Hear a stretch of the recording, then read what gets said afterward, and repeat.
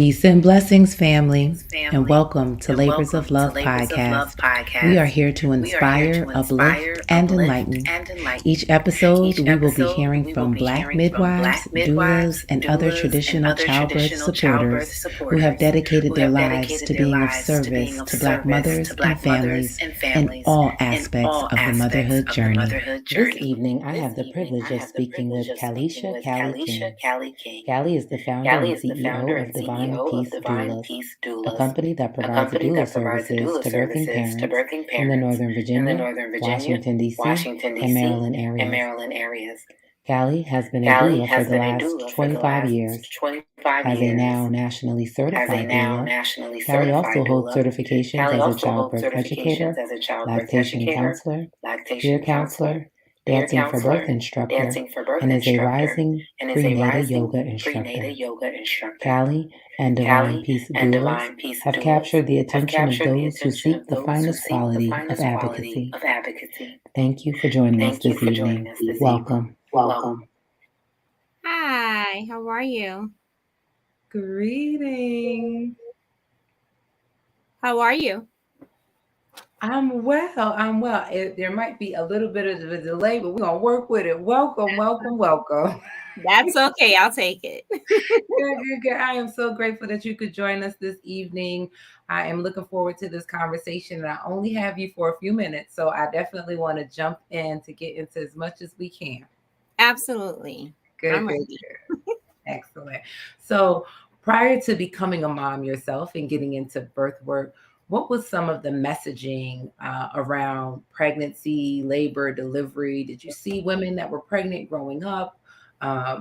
What was your understanding?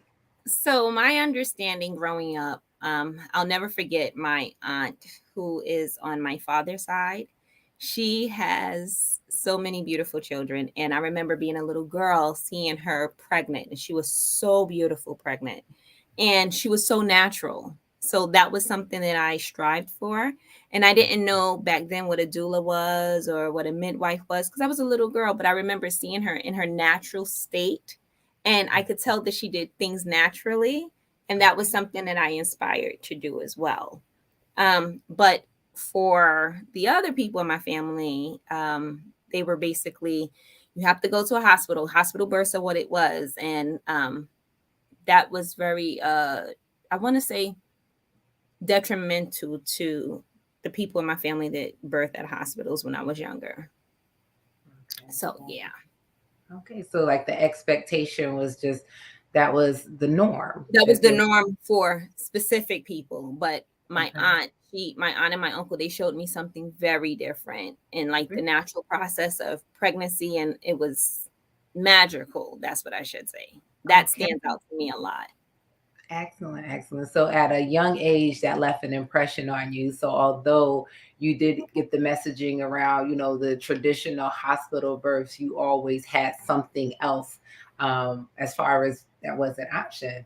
So that's Yes. impactful. How did that kind of shape the way that you moving forward? Did you begin looking into the birth work aspect of it, or I didn't even know I was doing birth work. I'm going to be honest with you. I was just supporting the people in my circumference, in my surroundings, like friends and family, like being that extra support person. So I didn't even know what I was doing. And also, I started very early having children. And believe it or not, I've had 2 midwives deliver 2 of my 6 children.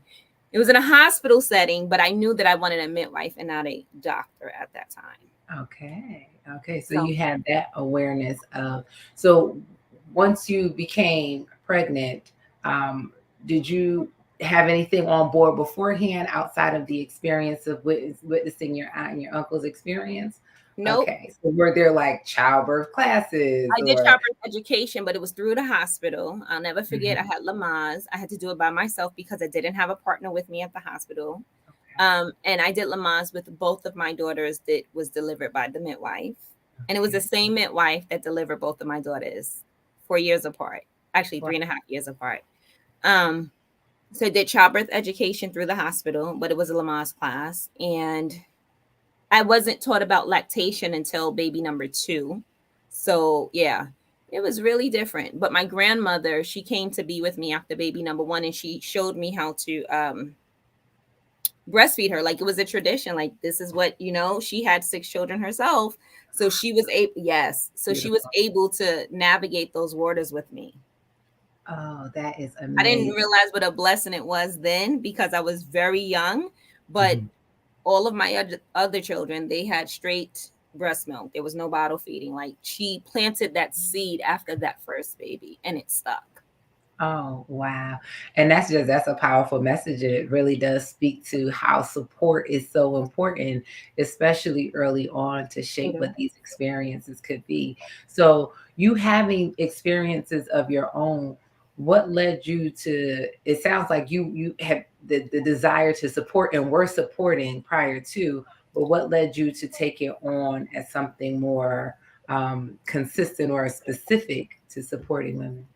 So I've supported women for the past 25 years, hands down. And Mhm. then when my daughter was pregnant with my granddaughter, and she got pregnant with her at the height of COVID.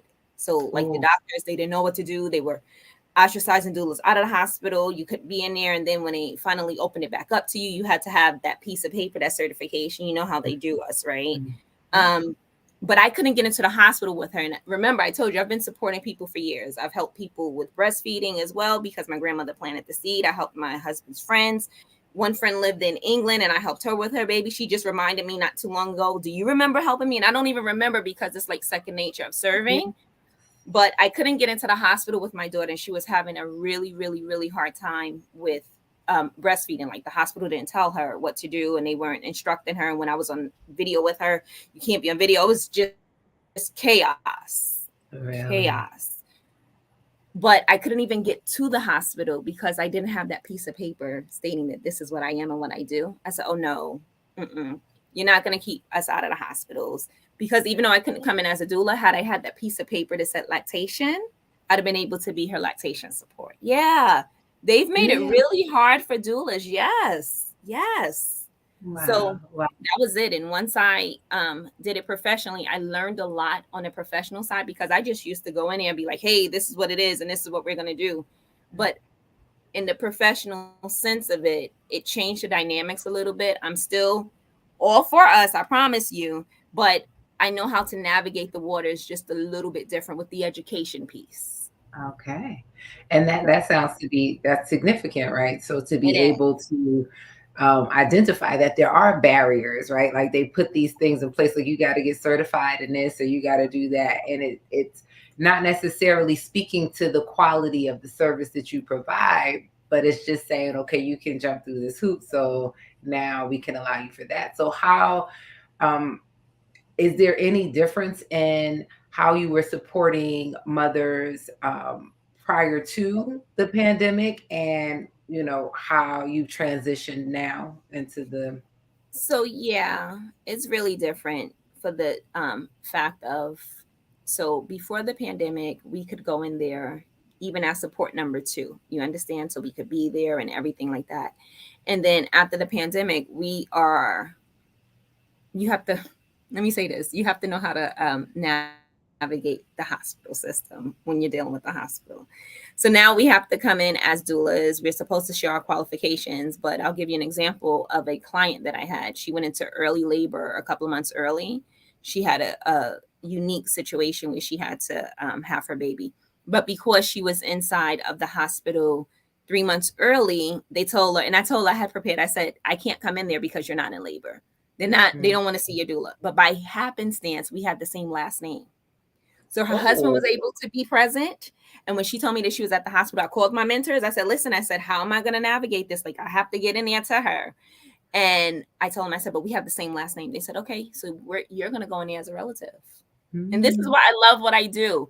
So I went in yes, there as her cousin, Kalisha King. Like, I didn't, my doula ears were listening.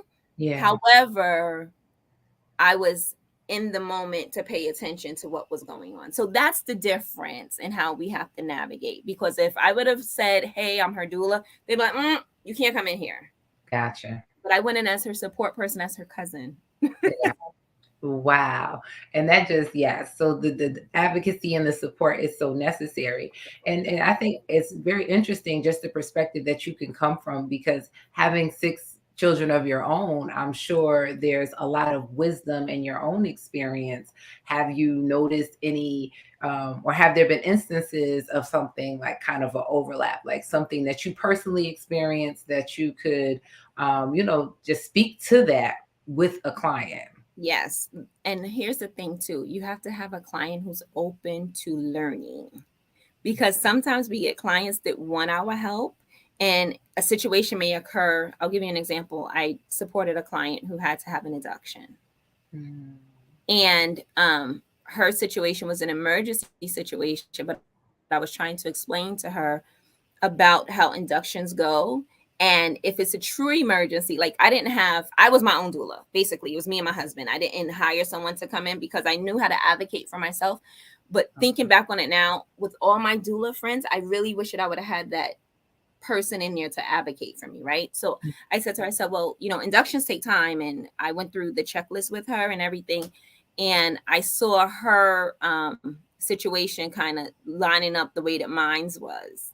And she didn't want to listen. And I started to tell her, I said, they're going to start coming in. They're going to tell you the things that you have to do. And they're going to have a different conversation with you.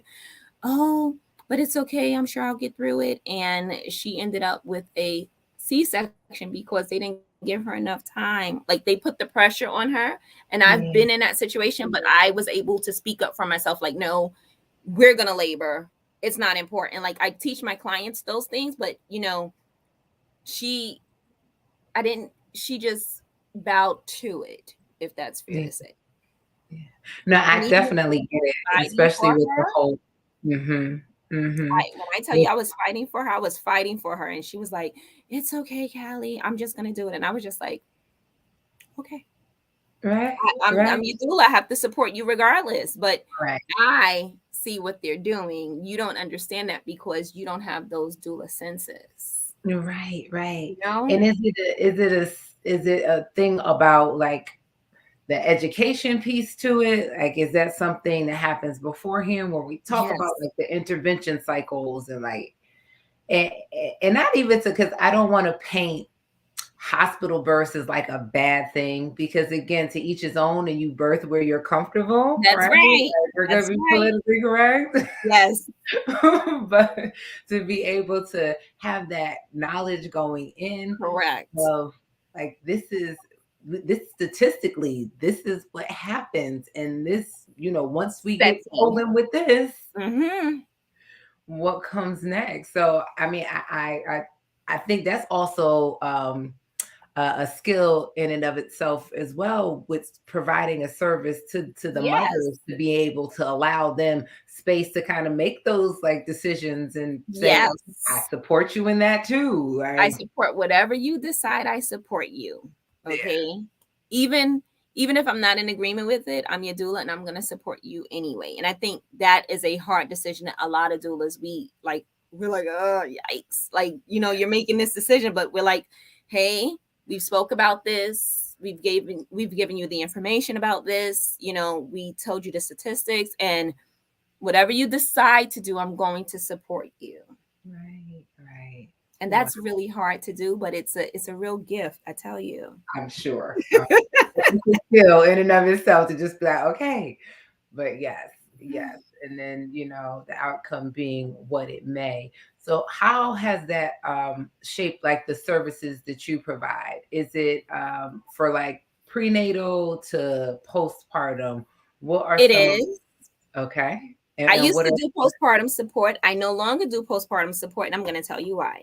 yes. So I think that we all, as people, I'm not just speaking of doulas, I'm just speaking of people, we all have somewhere where we can do our best work. And Oh for yeah. me, it wasn't in the postpartum setting. For me, it's in that birth setting. Like, I can advocate for you in a way that me just coming to provide that postpartum support is not going to help you. It's not going to benefit you as much, because this is where I can shine most for you. So I do have some really dope doulas that I know that do postpartum, and they go hard, and they are that piece, but that wasn't for me. But I am a postpartum doula as well, but I just don't do postpartum services anymore. So I do childbirth education, I do lactation support, I do peer counseling, I do dancing for birth, because I'm a dancing for birth instructor. So I believe that movement is everything. I provide them whatever. I meet my clients where they are. Like, example, I have a client who she needs me to go with her to see her midwives. I do it. I have a client who needed check-ins every week from the time that I got her. I do it because I meet you where you are. That's not something that I say, hey, I'm going to call you every week. I check on you once a month. But if you need me to call you every week, hey, calling you every week, I'm texting you every week, I'm doing whatever it is that's going to make you the most comfortable with me, right? So those are services that I provide, but I always meet my clients where they are. That's excellent. Can you share a little bit more about dancing for birth? Like, what is dancing for birth? Is it's a tool that she was a doula at the time when she came up with it. She doesn't look like us, but it's a class that she offers for you to become certified in. And what I do is, like, you can use any dancing that you want to use. So I try to use like the traditional African dancing.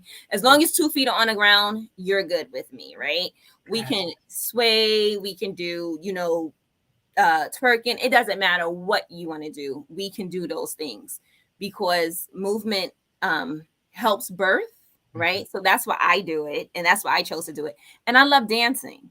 I love dancing, period. I've always been like that.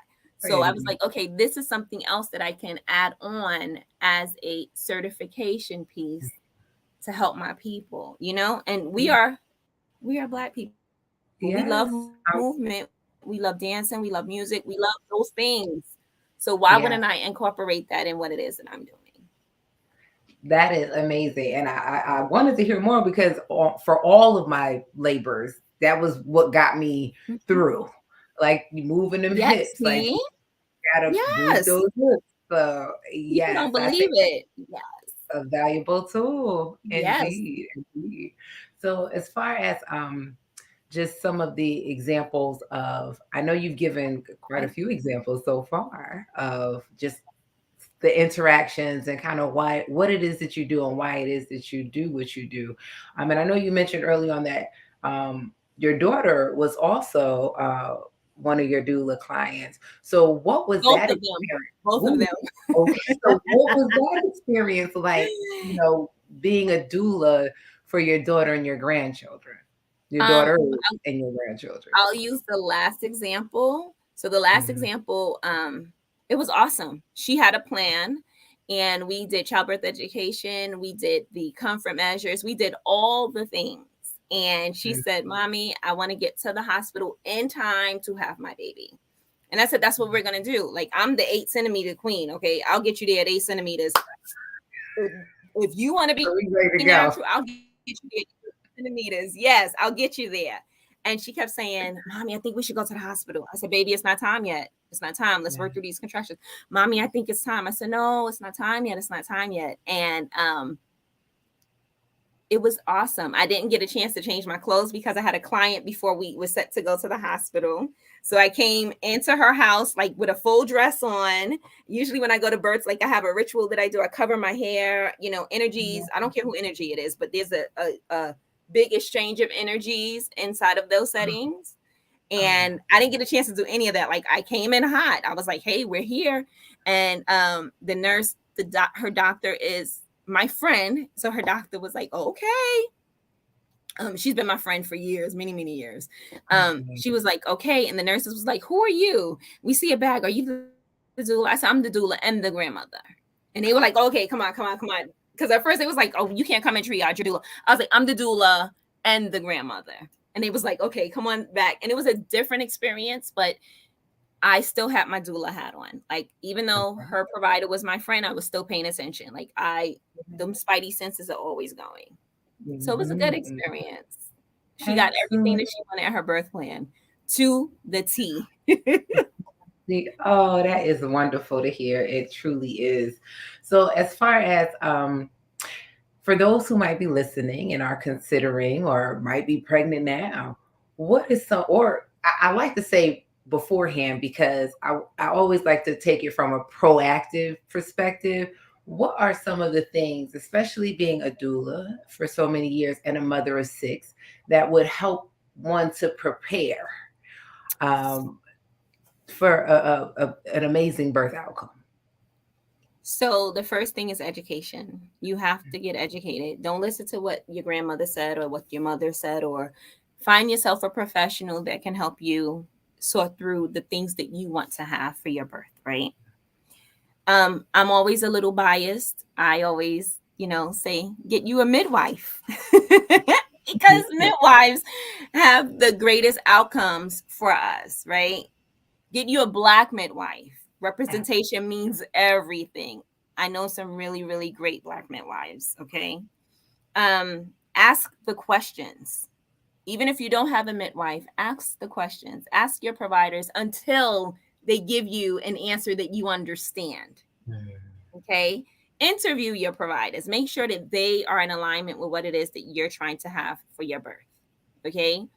Um, and I'm going to, toot our horn. I'm going to say, get you a doula that is educated. I don't want to say just a doula. Get you a doula that is educated, get you a doula that is thorough, and get you a doula that is going to advocate for you until the end, because we work for you. We don't work for the providers. So those are the biggest things for me when I tell someone, when someone says to me that they are considering having a baby. I'm like, you need to be educated. That's first. Yeah. And is it not just on labor and delivery, but the changes of the body, lactation, It's and everything. You hear me? It is everything. Because if you're trying to have the best outcome, if you don't know anything going in there, chances are that you're not going to have the best outcome. So you have to be very aware of everything. And you need to get you a strong support system. That's important too.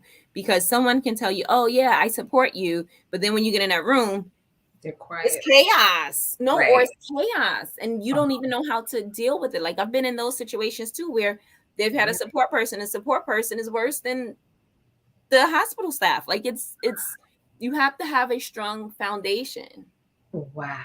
Yes. So that leads to a good question, like in vetting the people that you have around you. You Like, have to. so having a birth plan and being clear about that, and is that like, are those some of the questions you should ask anyone who you're going to have? Like, what are your thoughts about this? This is, or like really being clear about what it is you want. So a partner can be a husband, a sister, a wife, whoever, right? Mm-hmm. And we can have a conversation. And when we get there, you can be like, well, I think the best thing for you to do is not go through all of this labor, all of this pain, and to get an epidural. But we've already had the conversation that I don't want that. But because you're nervous, this is what you want from me, or because it's not moving as quickly as you think that it should, right? So yes, we have to vet our people, but that's also in having a good support system. And you can usually tell how it's going to be based on the support that you get during your pregnancy. Yeah. And that's an amazing point that you just made. So do you encourage that the spouse or the other support person be a part of the conversations as far as the education piece? Yes. Every conversation. Yeah. And there's going to be times where the support person, where the birthing person doesn't want the support person to know certain things, like maybe about, like, I'll give you an example. Like maybe they're having the mucus plug, maybe they've lost the mucus plug and they'll text you on the side or something like that. That's something different, right? But the serious conversations about what to expect in a hospital, the childbirth education, those are things that both people should be there for, because so that they're not blindsided when we get into the hospital setting. Yeah. No, that's greatly appreciated. And I appreciate everybody tuning in and all the love. Thank y'all so much. But this has been an amazing conversation. But I definitely want people to know, where you are. Are you offering virtual? I do. In touch with you. And yeah, definitely. So I offer virtual support as well as in-person support. I can be found on Cali. My email is cali@divinepeacedoulas.com. My website is divinepeacedoulas.com. My telephone number is 571-733-8344. I am also on Facebook and Instagram. Instagram is Divine Peace Doulas Cali. And then on Facebook, I am at Callie King, or you can go to my business page and go to Divine Peace Doulas on Facebook. That's excellent. And we are definitely going to make sure that we type all of that up and put it in the description. So all you got to do is click on it. We don't want you trying to spell nothing. We are going to make sure you get to Callie because we definitely want everyone to connect. And it's definitely an opportunity to like build community, extend your network. And you mentioned something earlier in reference to knowing Black midwives. And I know do. So that is a significant resource because a lot of times, that's part of the struggle when you want to create your birth team and, you've identified your doula or, you have just started and not even knowing where to begin to identify, the midwife you want to work with or the hospital you want to work with. So do you do things like, tell people to like check the cesarean section percentages I do. and you have some favorite or, you got your list of. Yeah, I'm not going to say favorite. I will say that there are specific places that I will refer my clients to check out. Like if you're having a twin birth and you opt, not to have your baby at a birth center or at home because you can, I would tell them like the best hospital to go to out here would be GW because they allow you to labor. They are very conservative about how they labor you down, right? So that's one thing. Or like if someone is having a VBAC, right? And I have to support them and they say, well, Callie, I have a doctor that said that they would, but I'm not sure. I always ask them, is the doctor tolerant or is this something, do they have their stats for you proven that they support VBAC in such a way, right? And then I would tell them what hospital or what doctors I know that I've had favorable outcomes with VBAC clients, right? So I do have some people that I would definitely recommend for clients. And I will tell them to always vet them first because you'll know how they're moving, right? So one doctor may be favorable for a VBAC for someone who does not look like us. And then when we come up in there, that doctor may be like, I don't think that that's going to work. It happens, okay? I don't think that's going to work. So that's why even though the doctor is favorable for this particular procedure, doesn't mean that because you look like me that they're going to necessarily support that. Right. And representation is so important. I just know to be in such a vulnerable space and to feel connected, or at least that the person on the other side cares, that's significant. And the funny thing is that's why people always want a doula because they know that this is going to be the person that knows you. And it's a familiar person for you in that space where no one, because at a hospital, it's on rotation. At a birth center, it is who is there, right? At your house, it is who is there. So,